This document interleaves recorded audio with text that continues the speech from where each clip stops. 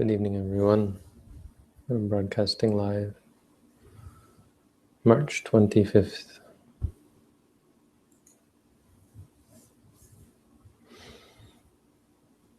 Tonight's quote is about the mind. It's from the Ekakanipata, the Book of Ones in the Anguttara Nikaya.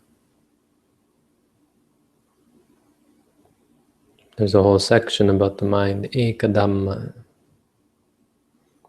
Nahang bhikkhave anyang ekadhammampi samanupasami.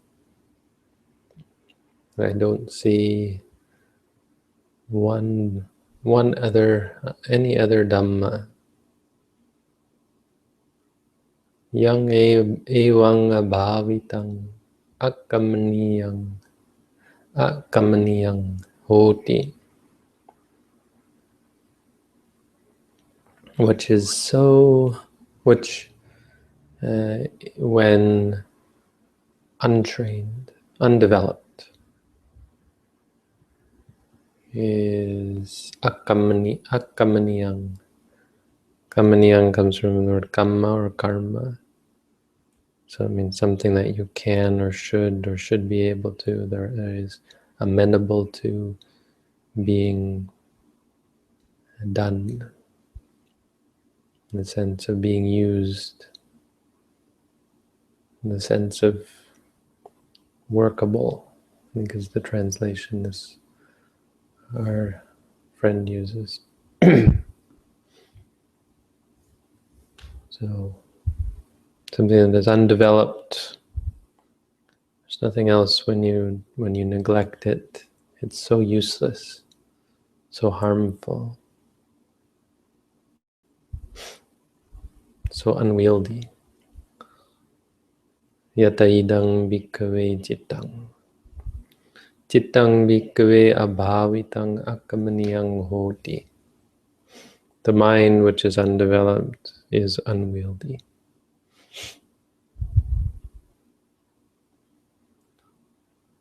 But luckily, the next verse, Nahang bhikkhave anyang ekadhammampi samanupasami. I don't see one other Dhamma. Yang evang bhavitang. That which, when developed, kamaniyang hoti, is wieldy, malleable. I like malleable. I think it's not literal, but it gets the idea across. Yata idang bhikkhave cittang bhikkhave bhavitang kamaniyang hoti. Cittang bhikkhave bhavitang kamaniyang hoti. The mind bhikkhave bhikkhus, that is bhavitang, that is developed. Bhava means to be, bhavita means to become or to be, to progress. So bhavana comes from kamaniyang hoti. Hoti is kamaniya. Kamaniya is fit to be used.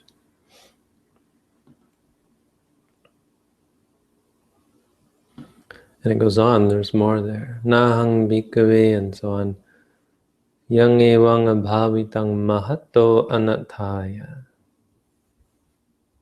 Samvatati. There's no one thing that, when undeveloped,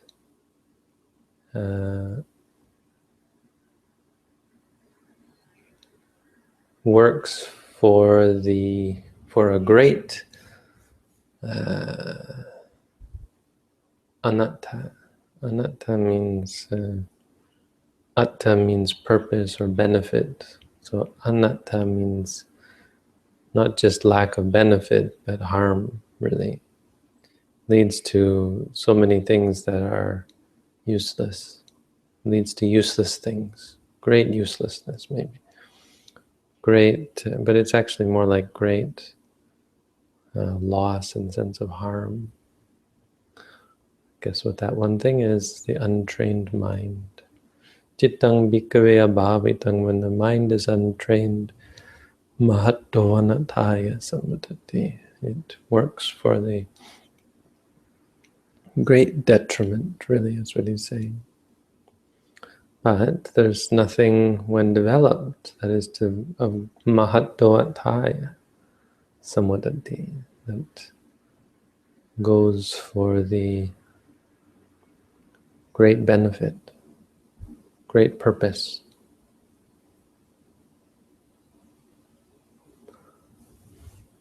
Apatubhuta.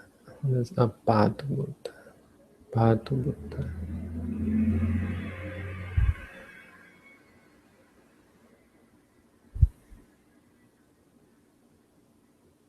I don't quite get patubhuta. The next one I don't understand. Mind which is developed, which is patubhuta. I don't know what that means. Don't like the translation here. That's basically the same thing. Yeah, the rest is pretty much the same.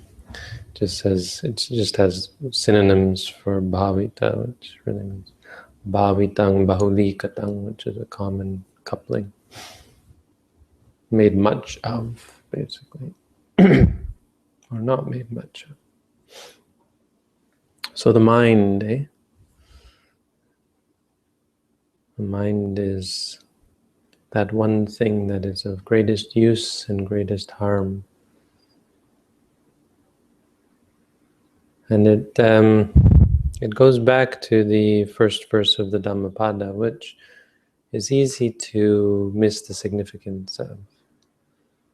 And the Buddha said, Manopubangama Dhamma, Manosita Manomaya. All things have mind as their precursor, mind as their chief, mind as their maker.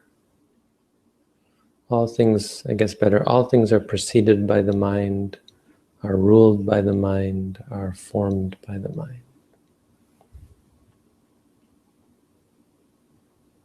I think there's some qualifier there because it's actually, there's a specific context in terms of good dhammas and bad dhammas, like in terms of morality and immorality, goodness and evil, that kind of thing.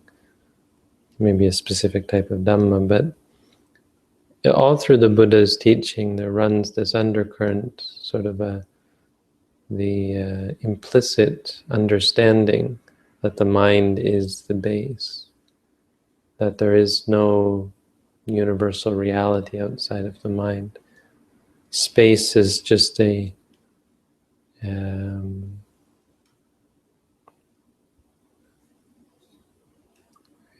characteristic of matter. Space doesn't actually exist. It only comes into being when there's the concept of matter. It's not the most fundamental aspect of reality. More fundamental than that is the experience of the mind. And so the mind becomes very important, because the mind works according to orderly nature and laws, and follows an order. There's the order of the mind.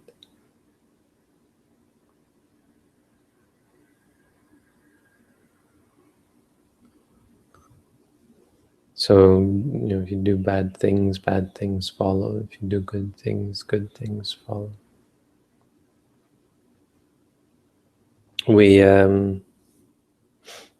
We don't think of the mind as all that useful, or we underestimate, let's put it that way, we underestimate the value of the mind in general, just talking generally in society. And so, we use these things have become our mind. Rather than remember things, we just put them in our calendar. Rather than study things, we just rely on Google whenever we need to know something, or Wikipedia. Even our daily functioning, rather than organizing things in our mind, we've got them organized on our smartphone. And the smartphone is, when you build a smartphone, wow, it's the most malleable thing there is. You can swipe and you can touch and you can pinch. There's nothing better than a smartphone, right? And so we've outsourced a lot of our brain power, to some extent anyway. Some people outsource more than others, I suppose. I'm just thinking some people aren't that interested in using their minds. Other people are interested, and obviously some people are interested in developing their minds through the practice of meditation. Not a lot, though. Most of us don't. We underestimate the importance of the mind, the usefulness of the mind, right? We underestimate the power of the mind. The Buddha's actually thinking here of the kinds of things. Or I don't know what he's thinking, but he's got to be, very much a part of this is the powers of the mind, to see the future, to remember past lives, to do all sorts of crazy things, and to free oneself, the power of the mind to free oneself from suffering, to become invincible, the power of the mind to let go of all causes for suffering, so that nothing that is bothersome bothers one. So our smartphones can be as useful as you like, but they're never going to rival the mind in any way, shape, or form. I think that's fairly obvious. It's a sad. It would be a sad thing to say that our smartphones are on the same level as our minds or our computers or anything, our iPads.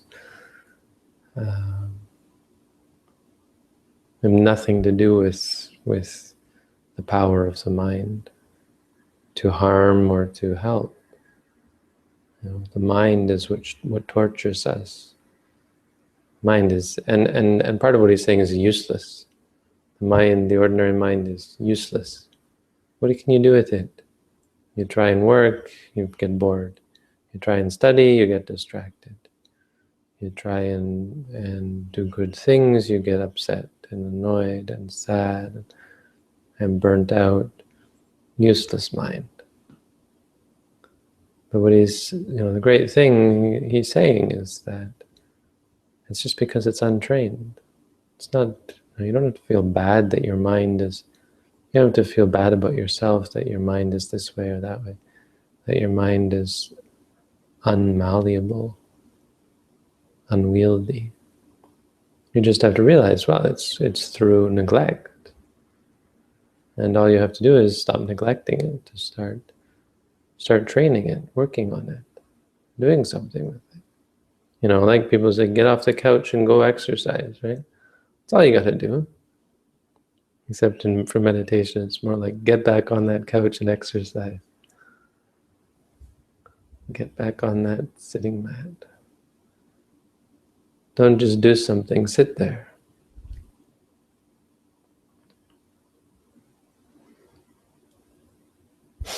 And funny things like that. But, meditation is a strenuous exercise for the mind and for the brain, I think, as well. And for the body, there's no question. Meditation is a very strenuous sort of thing. People lose a lot of weight meditating. They don't eat as much either, but it's a lot of sweating, a lot of straining, a lot of crying, blood, sweat, and tears. The work that we do to train our minds, it's the most rewarding work there is. You can train your body, okay, great. So you've got to body that can do this or do that. And I used to take karate, never really saw the point. I was just in it because I was afraid of getting beat up. But what I really liked about karate was the mental part. And I got disgusted when we were sparring late. This was late in the time when I was close before I quit. And the head guy in the dojo and I were sparring. Actually the sensei was away, so he and I were sort of leading the class, I think. I was a brown belt. I don't think I ever deserved the brown belt, but I was just there long enough that eventually they gave it to me. And we were sparring, and it was out of 3 points. I got 2 points. I can't remember how it goes. No, you got it first to 3 points, I think. I got 2 points on him, and he freaked out. And he just went ballistic on me. I said, Jesus, man, it's just a game. And he just freaked out. And he won. He actually won the match. And then he was really happy.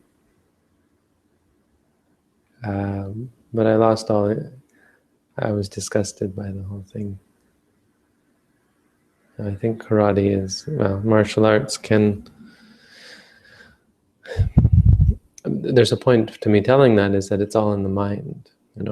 Martial arts is a body training. Part of it is a body training, and it's possible to do martial arts without proper mental training. So you have to train your mind somehow. You train your mind to work with your body, but you haven't really trained your mind. And I think the greatest martial arts, lots and lots of martial arts teachers and practitioners would say, no, no, no. Your mind has to be calm. Anyone who freaks out like that or plays mind games, it's just awful, isn't really practicing martial arts. But that's the point, the difference between training the body and training the mind. Someone can be very much trained in the body, but not have a very well-trained mind. And I'm not putting down martial arts. In fact, it's probably very good for disciplining the mind, but it only goes so far, because it's a body thing.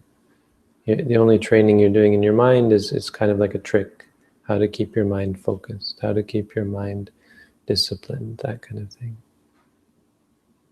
It's not really training. It's not training the mind in the way that the Buddha talked about. Bhavita. The Buddha's bhavana is something quite different. That's a kind of a bhavana, but it's very superficial. Animals can train their minds to sit still. Dogs can do it, right? They go and they point at something. It's not real training, where you train your mind to see things as they are. You train your mind to be objective. You never get angry or upset. It would just you uproot the potential. You change the nature of your mind to something much deeper. Anyway, either way, with a martial arts practitioner must agree that you need to train your mind as well. Mind is most important. Oh, that's what our sensei was French Canadian. He's I don't know if he does it anymore, but nice guy. And he used to say all the time, he said, mind first and the body will follow. He's a really nice guy. He taught us meditation. He was probably my first meditation teacher. Mind first and the body will follow. He was a good guy. He's a good guy. I haven't seen him in a long time. Anyway, there you go. That's the Dhamma for tonight. Really good quote, worth remembering. There's a Buddha quote, if ever you heard one. No, nothing fake about that.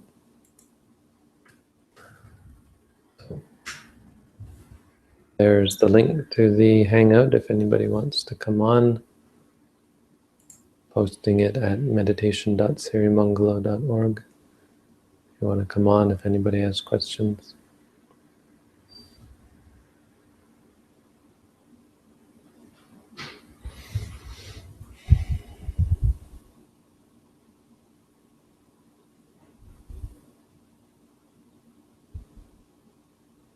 I mean, people do send me questions. I think it must be every day. I don't keep track because I don't answer any of them.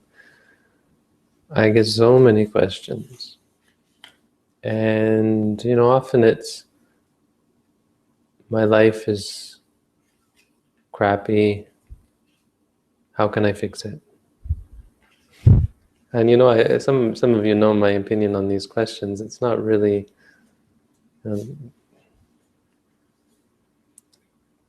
I don't have the answer. There's no answer to that. I mean, or this person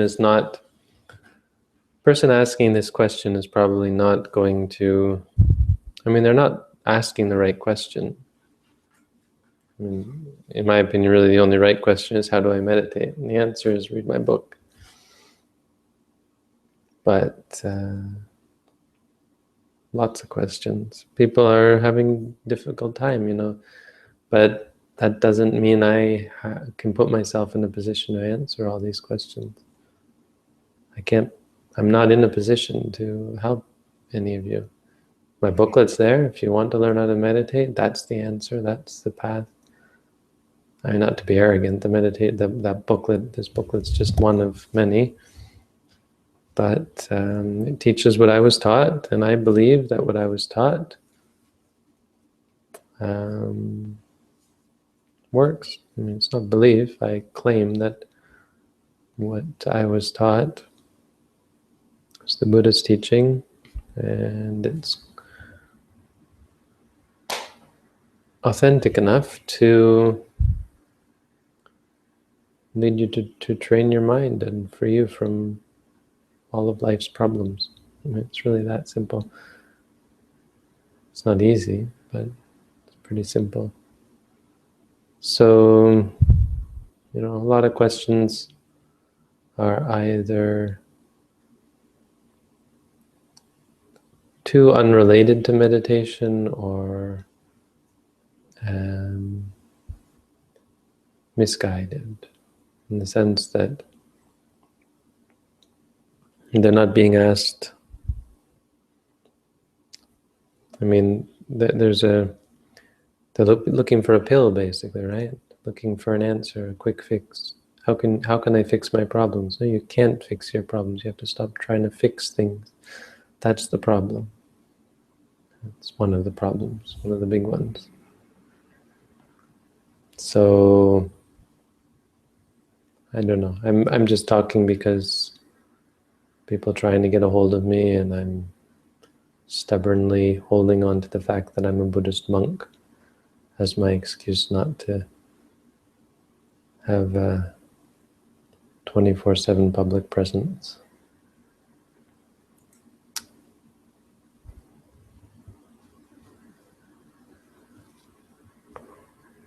Something awesome happened that I am assuming I'm pretty sure many of you are aware of.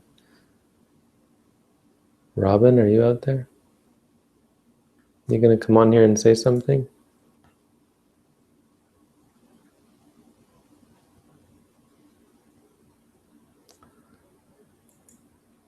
I don't know if I should say something. All I can say is, wow. No, Robin. Well, as you all know, some of you know, I was dragging my feet on the idea of going back to Asia this year, last year.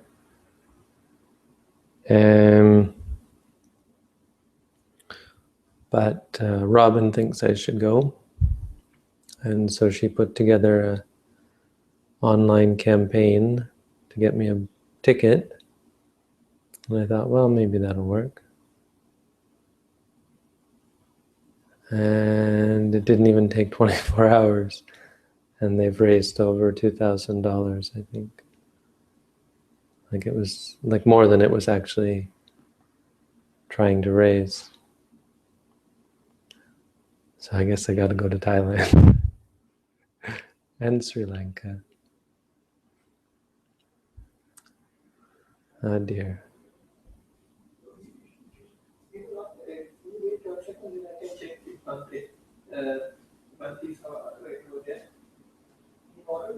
Who is that?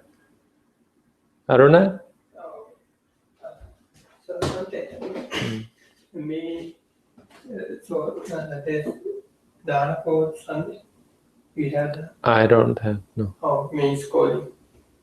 I don't Good. Okay.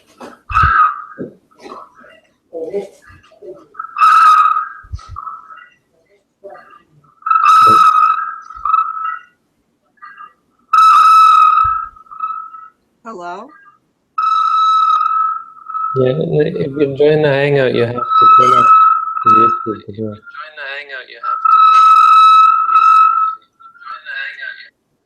Hello? Hi. Abante? Yeah? Oh, it's Joanna. Hi. JZ. Yeah, you have to turn off the YouTube video before you join the Hangout. Yeah, I'm just getting the hang of it.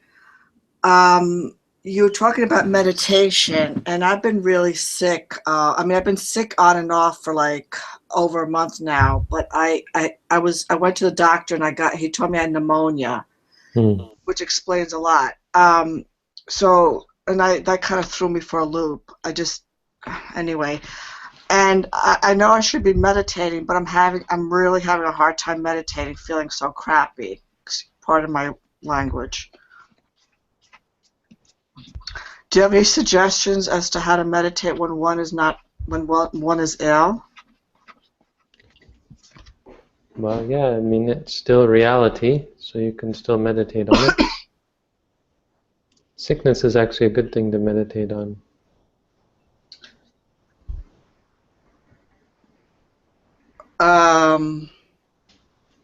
But I don't know what. Maybe during the lunch. Okay. Sunday. What about tomorrow? Nothing? Tomorrow nothing? Tomorrow. Okay, just asking. No, I can do it tomorrow. No, you don't have to. But if you do, let me know. Otherwise, I'll go out. Yeah. I'll just go out. That's fine. I'll go out every day. Okay.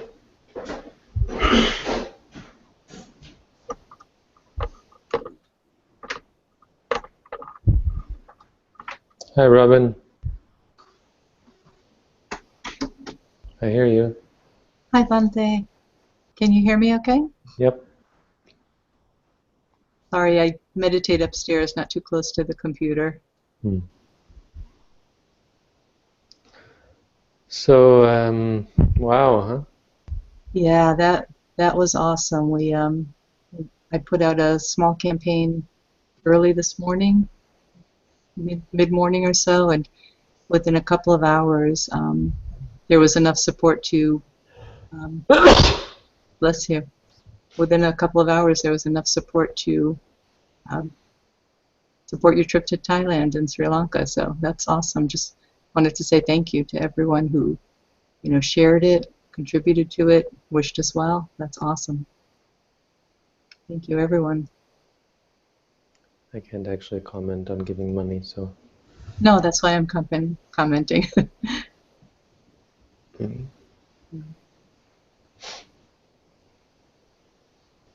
I'm just saying I can't say thank you, but. Well, I can say thank you. Thank you very much, everyone. So when do you think I'm you'll go? grateful for the ticket and appreciative of the ticket. And that'll be a great thing because I'll be able to go and promote our monastery to our teacher. Definitely. Present. There's someone who would like to join the Hangout. I'm just posting the link to him now.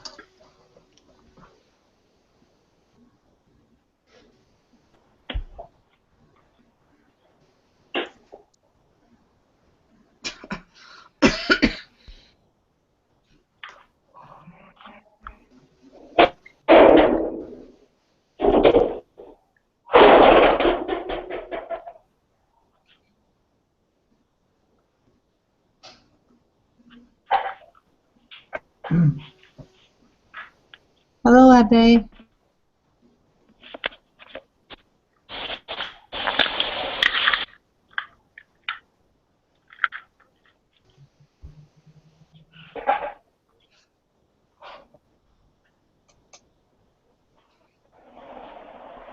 Hello?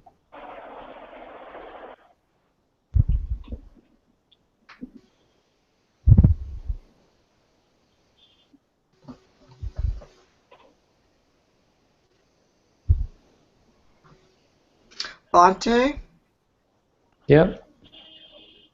did you finalize your trip to Manhattan or to New York? Hello, Bhatte. Hello, Robin. Hello, Abe. Welcome. Thank you. Thank you for your link. I was finding it difficult to join Hangout.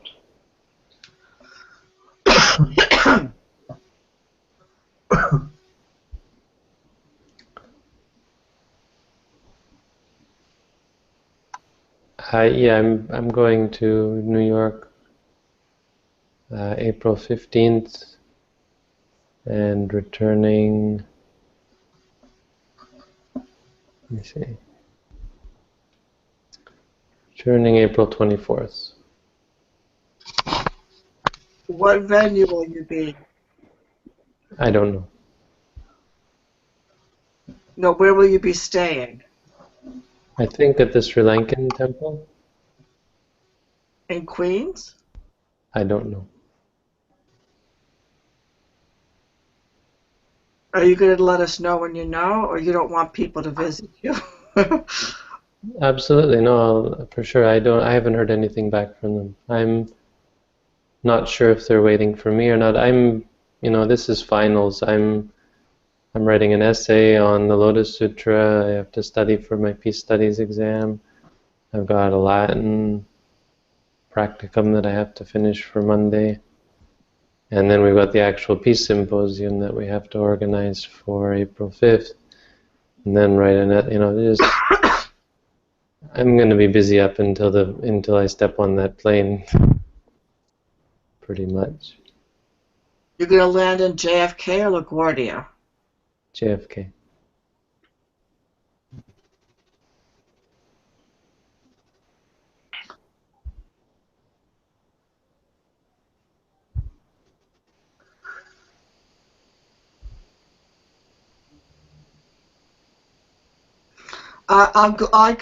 You said Sri Lankan temple? I'm sorry? I'm sorry, you said a Sri Lankan temple? Yes, they mentioned that. I wonder if there's a lot of them in New York. That's a good question.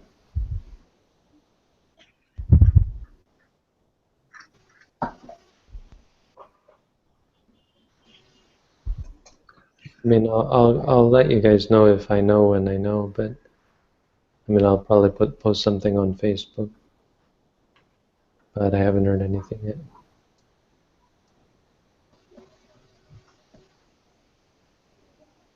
I'm sure I'll have internet while I'm there, so you can email me or we can talk on. I can let you know where I am. That's cool.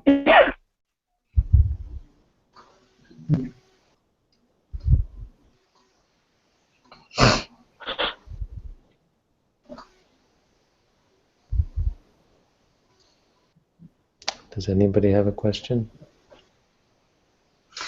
Getting back to when you're sick and you're meditating, should you do something differently? Well, you can do lying meditation. I mean, you may not want to do too much walking meditation, although if you can do it, it's good for the body. But you shouldn't push too hard. It's not easy to. Yeah, well, I completely didn't do it yesterday, and then I felt kind of bad. I mean, I felt bad because I knew, because my emotions were getting the better of me today, and it was probably because I didn't meditate. Hmm. And then today I was going to skip it because I just got lethargic. But I'm going to just get off and just do the lying. So the lying is the same thing. you lay down you just lay down with your palms up? Any way that you like. Just lie comfortably and be mindful. Okay. Rising, falling. Watch the stomach. Okay, thank you. Good night. Welcome. Good night. Hello? Hello.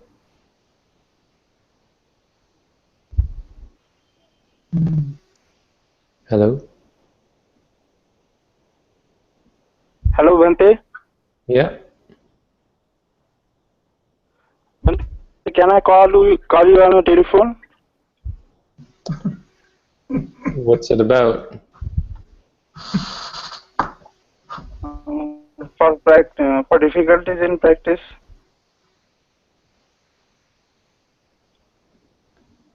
Difficulty, say again? In meditation?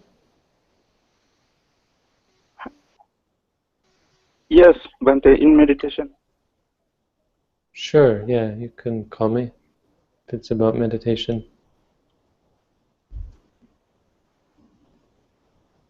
I am having real problem for the internet connection. That's why I'm choosing the option for a telephone. Okay. Is there any contact number on the website? There is nothing. I have posted an email on the website also. Robin, do you have our number? For the monastery? Yeah. Yes, I think so. Can you send it to him?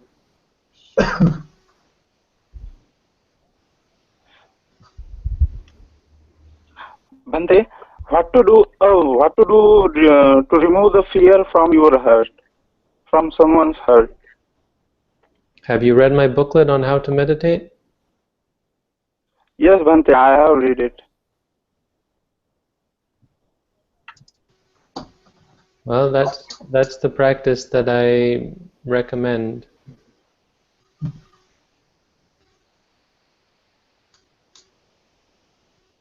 I guess I can say it's not about removing the fear from your heart. That's not how it works. It's about learning to see the fear objectively and to stop cultivating it. It's just a habit. And if you start to look at it in a new way, you'll stop cultivating the habit. So it is the only way to break the habit, to observe the habit keenly, closely.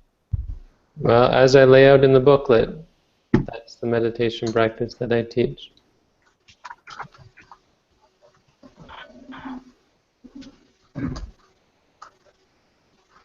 So when you're afraid, you would say to yourself, afraid, afraid.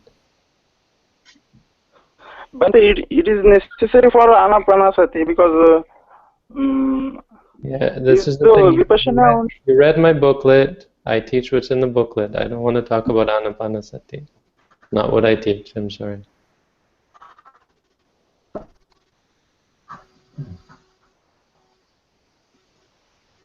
Sorry, I didn't really mean to interrupt you, but go ahead.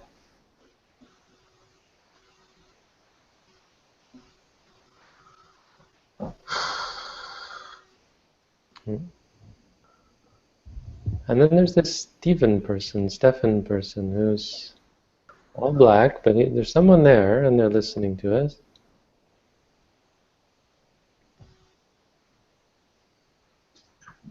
Hi, Stephen. Shows up every night, doesn't say anything. Hello. This is the guy who was smoking one night. Which I'm not trying to be anti-smoking, but I have to put my foot down. Now they're gone. Probably smoking. No smoking on a Buddhist hangout. I don't know why. I mean, it's not even about being anti-smoking. It's just like if you were to sit there eating while we were on the hangout, you know. I mean, you could make an exception for drinking water or something, drinking tea or juice, or whatever, you know, something. But it's a little bit like going to a monastery, virtual. virtual visit to a monastery. Yeah. I mean, I don't mean to make a big deal out of it, but I think it's a rule. I think, dude, if you're going to come on the hangout, you shouldn't be smoking during the hangout. You probably would. You should take your hat off. I do this, at university. Like, kids come to learn meditation with their hats on. I tell them to take their hats off. One guy with a cowboy hat, I told him, I said, take it off. One woman had a hat on and she wouldn't take it off. She said he was having a bad hair day.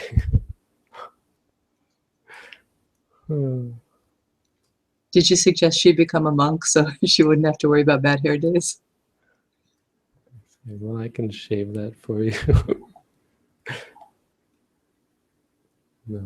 No, there's got to be some protocol. It's a part of mindfulness, being mindful enough to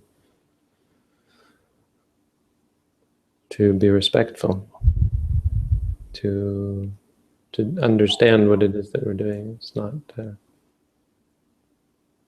there's lots of things like that. I don't eat, like I usually take my robe off when I'm in my room, but I won't eat without some kind of cloth on. Ajahn Tong said that. He said, at least put your shoulder cloth on when you eat. These people have given you this food. Out of respect for their food. Because we often go around with just our lower robe on in our rooms. I mean, that's a monk thing to do, but I mean, that's more of a Thai thing than anything, but I mean, it's the same, it's that sort of idea where you have protocol and respect. It's a good thing. People just like to do away with protocol and respect. Well, it's kind of like when you go to visit someone, you wouldn't bring your own food and sit there and eat your food in someone else's house. But we don't visit each other too much anymore, so we kind of forget those niceties.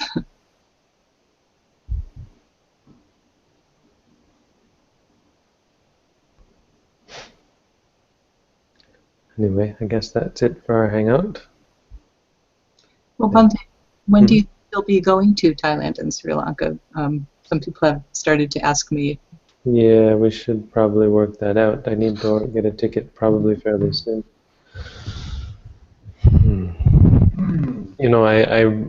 The trip to New York was a mistake because I actually have a meditator.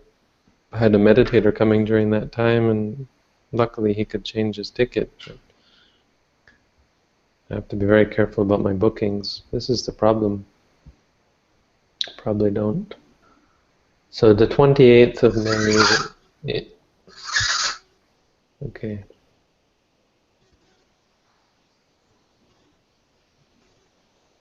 The 28th of May is the Buddha's birthday celebration in Toronto, in Mississauga. So I have to be there for that. But I think fairly soon after that would probably be a good idea. So if someone was potentially interested in going to meet you there or something, probably June, would that be the best guess, or later than? Today I can't arrange that. I'm sorry, that's not part of this trip. Maybe I'm assuming in May I'll have more breathing room and more time to think about that, but for right now, please don't ask me about coming to Thailand with me. I don't know what it's going to look like. I'm going to have to sit down at some point and, well, I guess I'm going to have to give you guys some dates.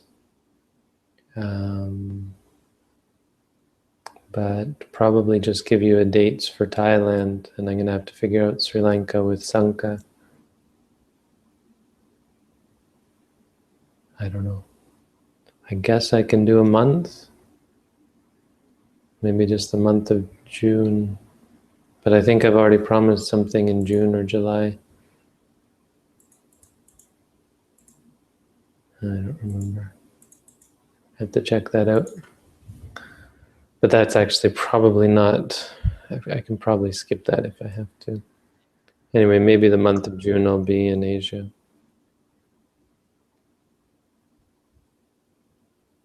Mid-July is already the rains. I should be back well in time for that. But that makes sense. No, the whole of June. Why am I thinking? What's going on in June? That probably works. Something like June 1st to June 30 days out of September. June 1st to like 30th, something like that. That's good, and I don't think there are any meditators booked that far ahead either, so that works out well. I think there's meditators through May, so that works out well.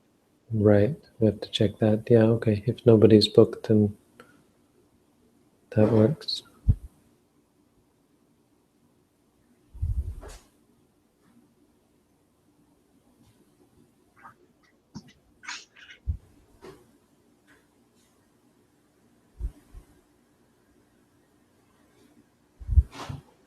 Oh, that's right. There's the whole UK thing. That was the monkey wrench. They want me to go to UK. I asked if a week would be okay, and they said a week would be okay. A week would be enough if that's all I could do. So maybe on the way back from Thailand and Sri Lanka, would you have time to go to the UK then, and before the rains? Yeah, but then it's just lots. It's just more time away. Then maybe I should cut back on the. I don't know. I think a month in Asia is anything less than that. It doesn't make a lot of sense. Although I'm just going to see my teacher. That would be a chance to take a break, though. Could hide.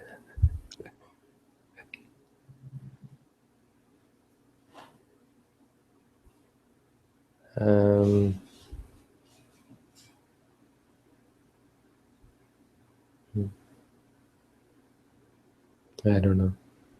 Kind of ambivalent. Probably shouldn't stay away too long.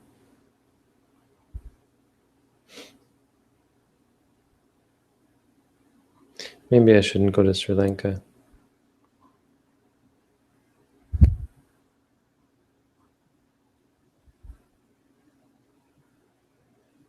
Well, maybe I'll talk to Sanka about that. Okay, well, let's talk in the next few days to figure this all out. We don't need to do this online. All right. Have a good night, everyone. Thank you, Bhante. Good